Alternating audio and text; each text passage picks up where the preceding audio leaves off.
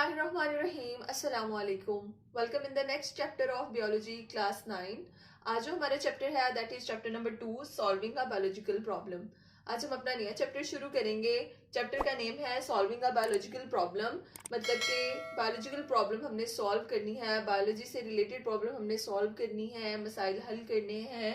और biology, as you know that biology science की ही ब्रांच है, तो मतलब कि हम लोग साइंटिफिक प्रॉब्लम्स देखेंगे। ठीक है, अब सबसे पहले आपने साइंस की डेफिनेशन देखनी है। आपके चैप्टर नंबर 1 में भी साइंस की डेफिनेशन थी कि एक सिस्टमाइज्ड नॉलेज होती है जो कि बेस्ड होती है ऑब्जर्वेशंस पे, एक्सपेरिमेंट्स पे और लॉजिकल कंक्लूजन्स पे, ताकि हम समझ सकें कि हमारे प्रिंसिपल जो है नेचर के, जो हमारी नेचर में क्या क्या हो रहा है, हम उसको समझ सकें। और वो किस तरह से समझेंगे जब हम इन ब्रांचेस को स्टडी करेंगे, साइंस की ब्रांचेस को, in the form of biology, chemistry, physics. ठीक है, तो साइंस एक सिस्टमाइज्ड नॉलेज होता है जो कि ऑब्जर्वेशंस पे बेस्ड कर रहा होता है। उसमें हम ऑब्जर्वेशंस करते हैं, एक्सपेरिमेंट्स करते हैं और फिर अपना रिजल्ट बनाते हैं। आप चाहें तो आप चैप्टर नंबर 1 से भी ये डेफिनेशन कर सकते हैं, अगर आपने ये वाली करनी है तो आप ये भी कर सकते हैं।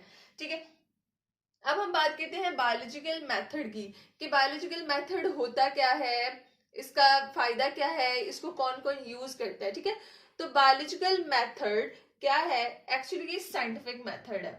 ठीक है, जैसे मैंने आपको ऑलरेडी बता दिया कि जो बायोलॉजी है वो साइंस की ही ब्रांच है, तो जो बायोलॉजिकल मेथड है बेसिकली ये साइंटिफिक मेथड्स हैं जिसमें हम क्या कर रहे होते हैं, बायोलॉजी से रिलेटेड मसलों को सॉल्व कर रहे होते हैं। ठीक है, ऐसा मेथड जिसमें हम बायोलॉजी से रिलेटेड मसाइल को सॉल्व कर रहे होते हैं उसको हम कहते हैं साइंटिफिक मेथड।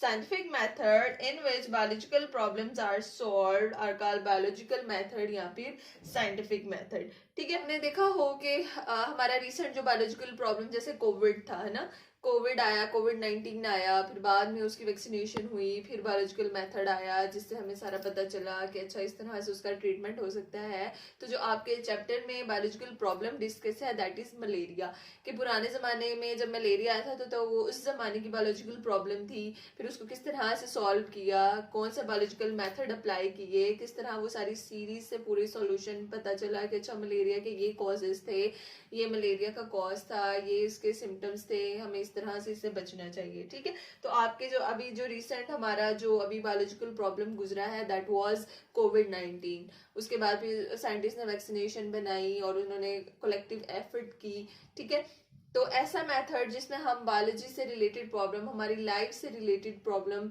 को सॉल्व करेंगे that is called biological method. तो जो बायोलॉजिकल मेथड होते हैं, ये साइंटिफिक मेथड्स होते हैं, सिर्फ बायोलॉजिस्ट नहीं यूज करते हैं, केमिस्ट और फिजिस्ट भी यूज करते हैं। ठीक है, अब वो किस तरह से यूज करते हैं, क्या कंट्रीब्यूशन है बायोलॉजिकल मेथड की, वो देख लेते हैं। पहले ये कि एडवांसमेंट इन मेडिसिन के जो हम लोग नई से नई अद्वियात बनाते हैं, उसके अलावा इकोलॉजी, इकोलॉजी बेसिकली इकोसिस्टम क्या होता है, living and non living thing का इंटरेक्शन। ठीक है, टेक्नोलॉजी और data for public use, ensure करते हैं कि जो डाटा हमने पब्लिक को दिया है उसकी क्वालिटी में कोई कॉम्प्रोमाइज ना हो, मतलब कि अगर हम किसी चीज के बारे में उनको बता रहे हैं तो उसकी क्वालिटी बिल्कुल एक्यूरेट हो।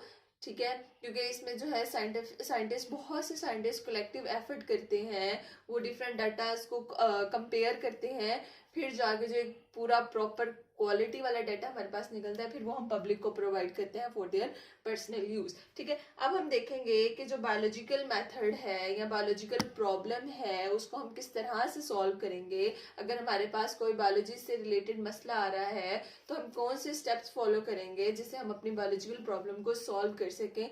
ठीक है, तो अब हम वो पढ़ते हैं। बेसिकली जो बायोलॉजिकल मेथड था उसमें हम बायोलॉजी से रिलेटेड प्रॉब्लम सॉल्व कर रहे थे, बायोलॉजिकल प्रॉब्लम सॉल्व कर रहे थे। तो इस तरह नहीं है कि एक ही स्टेप में हम सारी प्रॉब्लम सॉल्व कर लेंगे।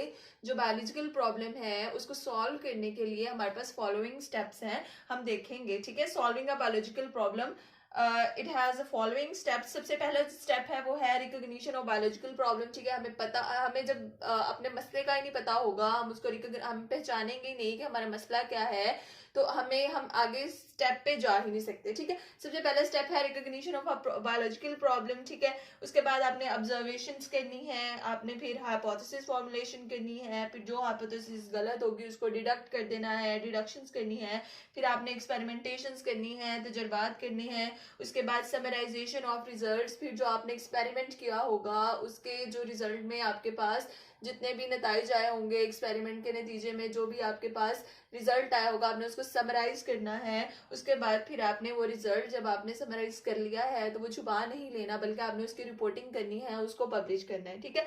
अब हम वन बाय वन सारे स्टेप्स को डिटेल में देखते हैं। सबसे पहला स्टेप है जी recognition of a biological problem. So first step है हमारे पास recognition of a biological problem, कि हमने पता लगाना है कि हमारी जो प्रॉब्लम है, जो बायोलॉजिकल प्रॉब्लम है वो क्या है, ठीक है, पता चलाना है। अब प्रॉब्लम बेसिकली क्वेश्चन ही होता है। अगर आप किसी से क्वेश्चन कर लो तो उसके लिए तो मसला खड़ा हो जाता है ना। सो सेम बायोलॉजिकल प्रॉब्लम जो है वो एक क्वेश्चन होता है, लेकिन किससे रिलेटेड होता है? लिविंग ऑर्गेनिज्म से। हम क्योंकि बायोलॉजिकल प्रॉब्लम पढ़ रहे हैं, बायो की टर्म जो है लिविंग थिंग से रिलेटेड है, तो बेटा जी बायोलॉजिकल प्रॉब्लम ऐसा एक क्वेश्चन होता है जो कि किससे रिलेटेड होता है? लिविंग ऑर्गेनिज्म से, जानदारों से ये रिलेटेड होता है। और इसमें भी आगे दो टर्म्स आ जाती हैं, या तो कोई आपसे पूछता है, ठीक है, कोई ना कोई आपसे पूछता है कि ये हुआ तो ये कैसे हुआ, मतलब ये इसको इस तरह नहीं होना चाहिए था, या फिर आपके दिमाग में खुद ब खुद आता है। वो बायोलॉजिस्ट जो कि एक्सपेरिमेंट कर रहा है, जो कि बायोलॉजिकल प्रॉब्लम को सॉल्व करने निकला है, उसने पहला स्टेप जो फॉलो करना है that is recognition of a biological problem. उसने पता लगाना है कि प्रॉब्लम क्या है।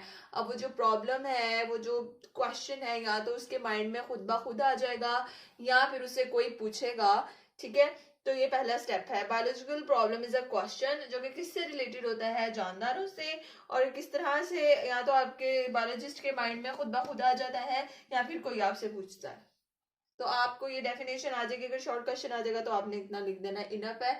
नेक्स्ट स्टेप है हमारे पास observation. Step to solve the biological problems are observations. अब ऑब्जर्वेशन क्या होता है? मुशाहिदा करना, मुशाहिदा करना, देखना। अच्छा, इस आपने ये बात याद रखनी है कि मुशाहिदा करना और देखना दो अलग अलग चीजें हैं। जैसे कि अगर मैं आपको किसी भी स्टूडेंट को कहती हूँ कि बेटा इस बच्चे ने कौन से कलर का ड्रेस पहना है, तो आप मुझे बता देंगे हाँ जी इसने ब्लैक कलर का ड्रेस पहना है, ये है उसने देखा। लेकिन ऑब्जर्व करना, आपने बताना कि अच्छा उसने ब्लैक कलर का ड्रेस पहना है, उस पे इस कलर के बीड्स लगे हुए हैं, इस तरह से उसका ड्रेस स्टिच है। तो ये आपने क्या किया है? आपने ऑब्जर्व किया है, आपने उसको अच्छे से देखा है, आपने उसका मुशाहिदा किया है, ठीक है। देखने में और मुशाहिदा करने में आपको बेसिक डिफरेंस समझ आ गया होगा। अब क्या होना है, जो ये बेसिकली पहला स्टेप है to solving a biological problem. क्योंकि वो जो पहला स्टेप था recognition of a biological problem, मतलब कि हमने पहले रिकॉग्नाइज करना है कि बायोलॉजिकल प्रॉब्लम है क्या, वो बेसिकली एक क्वेश्चन है, वो क्वेश्चन था। अब ये सारे आंसर्स हैं।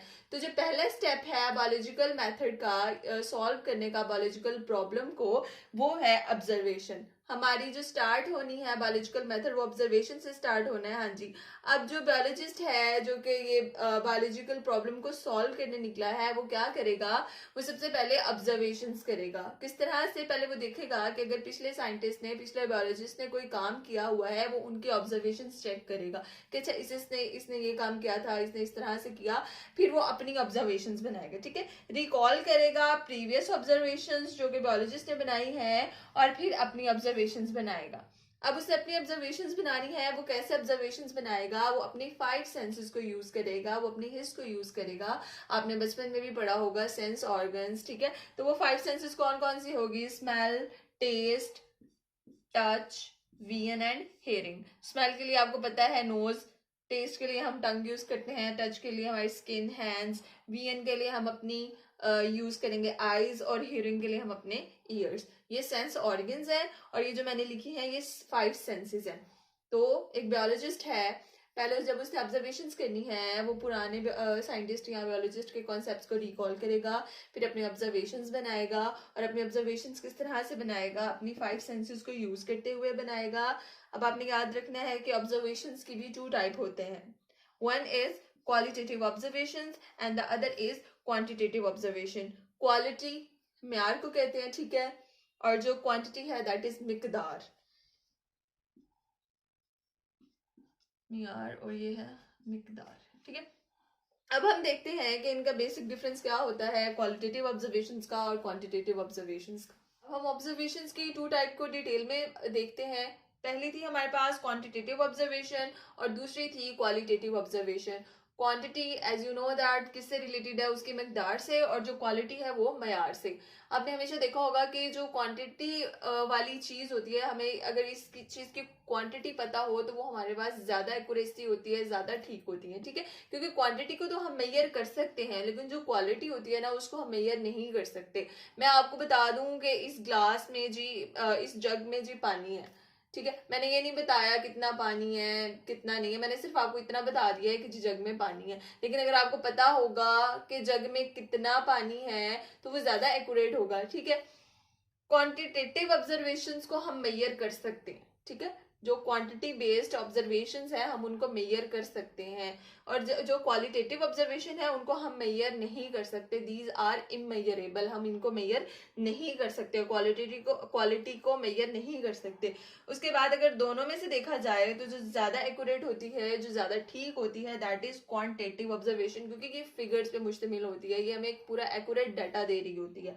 और अगर क्वालिटी की बात करें, क्वालिटेटिव ऑब्जर्वेशन की बात करें तो इतनी एक्यूरेट नहीं होती। क्यों? क्योंकि क्वालिटी जो है वो वेरिएबल है, वेरिएबल मतलब चेंजेबल, चेंज होती रहती है, ठीक है। लेकिन जो क्वांटिटेटिव ऑब्जर्वेशन है ये इनवेरिएबल है, they can't be change, they don't change, ठीक है।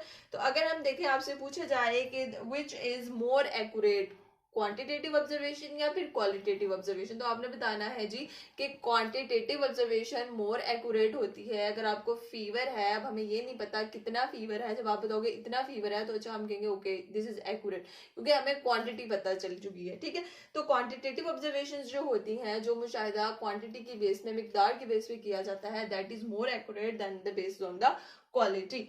जैसे अगर आपकी बुक में 2 एग्जाम्पल्स मेंशन है, हम लोग पहले एग्जाम्पल देखते हैं कि हम कहते हैं कि जो पानी का फ्रीजिंग पॉइंट है ना वो ठंडा है उसके बॉइलिंग पॉइंट से।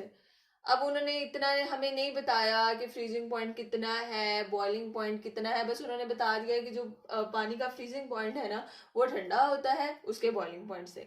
ये थी उसकी क्वालिटेटिव ऑब्जर्वेशन, उन्होंने क्वालिटी के बारे में बता दिया। लेकिन अगर हम जब क्वांटिटेटिव ऑब्जर्वेशन देखते हैं तो उसमें उन्होंने हमें प्रॉपर फिगर दे दिया, एक एग्जैक्ट अमाउंट, एग्जैक्ट क्वांटिटी बता दी कि जो वाटर का फ्रीजिंग पॉइंट है that is 0 degree centigrade and the boiling point is 100 degree centigrade. तो हम देखेंगे तो हमें खुद ही पता चल जाएगा कि अच्छा इसका फ्रीजिंग पॉइंट इतना कम है और इसका बॉइलिंग पॉइंट इतना ज्यादा है। हमारे पास एक प्रॉपर ऑब्जर्वेशन आई है, तो ये वाली ज्यादा एक्यूरेट होगी, क्योंकि इसमें हमें फ्रीजिंग पॉइंट भी पता चल रहा है, इसमें हमें बॉइलिंग पॉइंट भी पता चल रहा है। उसमें सिर्फ उन्होंने हमें बता दिया कि जी फ्रीजिंग पॉइंट जो होता है ठंडा होता है उसके बॉइलिंग पॉइंट से। और जो दूसरी एग्जाम्पल है वो भी हम देखते हैं। दूसरी एग्जाम्पल में आपकी बुक में वाटर और एथेनॉल की डिस्कशन की गई है। क्वालिटेटिव ऑब्जर्वेशन में बताया गया है कि जो लीटर पानी होता है वो हैवी होता है लीटर एथेनॉल से। मतलब इसमें कोई फिगर नहीं बताए हैं कि 1 लीटर में पानी के कितने ग्राम्स आ रहे हैं, एथेनॉल के 1 लीटर में एथेनॉल के कितने ग्राम्स आ रहे हैं। बस उन्होंने बता दिया है कि जो 1 लीटर पानी है वो क्या है, हैवी होगा, किसके मुकाबले में, एथेनॉल के मुकाबले में।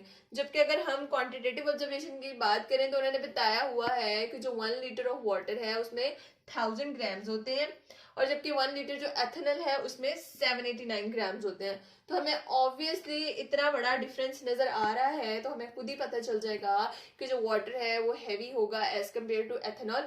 क्यों हैवी होगा? क्योंकि वाटर के लीटर में इतने ग्राम्स हैं, एथेनॉल के लीटर में इतने ग्राम्स हैं। तो आपको कौन सा ज्यादा एक्यूरेट लगेगा? आपको क्वांटिटेटिव ऑब्जर्वेशन ज्यादा एक्यूरेट लगेंगे या क्वालिटेटिव? क्वालिटेटिव में उन्होंने सिर्फ आपको बता दिया कि हैवी है या लाइट वेट है, लेकिन इसमें आपको पूरे फैक्ट्स के साथ उन्होंने पूरे फिगर्स बता दिए हैं, जिससे आपकी एक्यूरेसी में और इजाफा हो गया है। और ये चेंजेबल नहीं है, ये इनवेरिएबल है, जबकि ये जो है ये वेरिएबल है, ये चेंज हो सकती है, ठीक है। इंशाल्लाह नेक्स्ट लेक्चर में हम लोग हाइपोथेसिस को डिस्कस करेंगे। अल्लाह हाफिज।